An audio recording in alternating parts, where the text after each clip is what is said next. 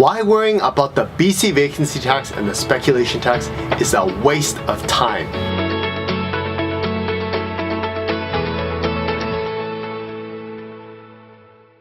These days I've been talking with a bunch of people about the vacancy tax and the speculation tax, and they're just going on and on and on. And for those who don't know what the BC vacancy and speculation tax is, it is a tax targeted towards people who own real estate in BC but who aren't paying taxes.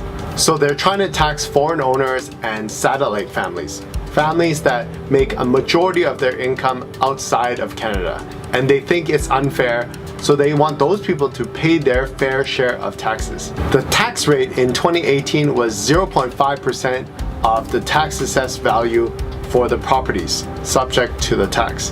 In 2019, the tax rate was 2% for foreign owners and satellite families, and 0.5% for Canadian citizens and permanent residents who are not a member of a satellite family. So why is this a waste of time?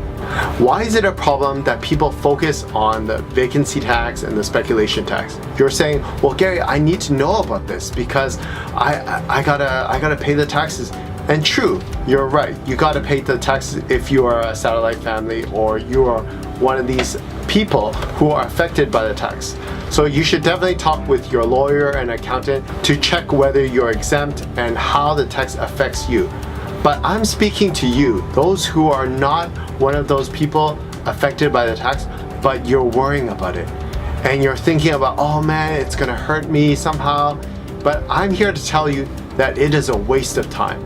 At the end of the day, it doesn't matter how much the government charges in taxes.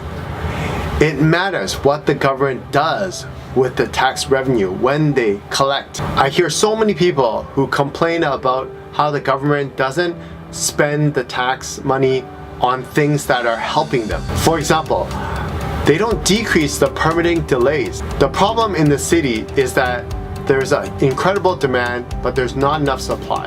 And developers are trying to build condos and build new developments, but the city is holding them back with long permitting periods, and they're not able to start building and constructing. And when there's a high demand and low supply because the permits are stuck at City Hall, then prices go up. The second thing I hear from people is that the city doesn't keep the developer costs low. And what do I mean by that?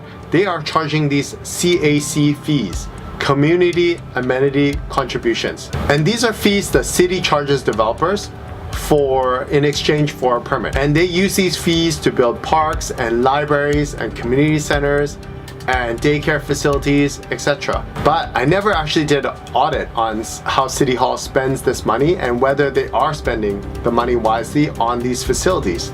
But what I hear from people is that these CAC fees are really high and extravagant, and at the end of the day, the developer just passes these fees down to the consumer.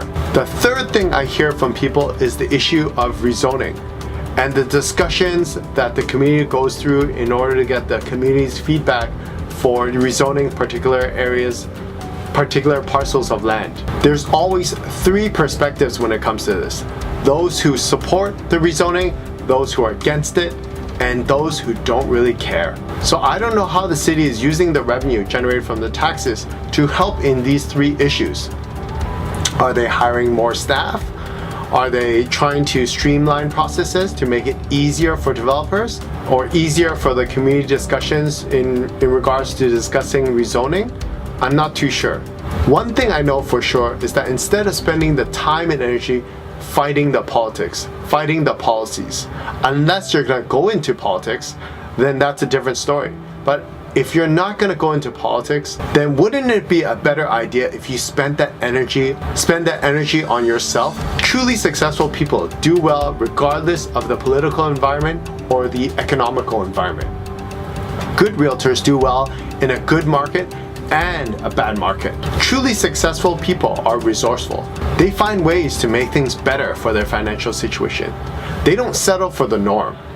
When they hit a roadblock, they find a way through it. They find ways to make things better for their financial situation. They don't let the market dictate their financial outcome. They don't settle for the norm. And if there's a roadblock in one area of their life, They either break through the roadblock or they find a way around it.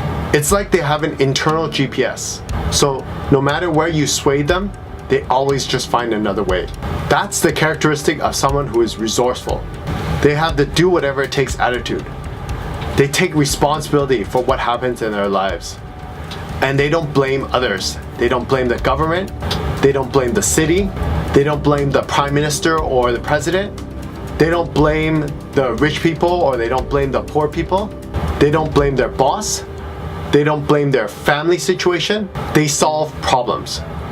They think and then they take action. They don't let their fears hold them back. Now, I didn't say they have no fear. I'm saying that they don't let the fears hold them back. They take action in spite of fear, which is the definition of courage. Doing something that you're afraid of. So instead of worrying about these taxes and complaining about the real estate market and how you can't afford it, go and find a way to make more money. If you're working a 9-to-5 job, go and find a side gig, a part-time job, an online business. And now with the advent of Google and social media and YouTube, there's absolutely no excuse. There you have it, why you shouldn't worry about the BC vacancy tax and the speculation tax. You're truly just wasting your time.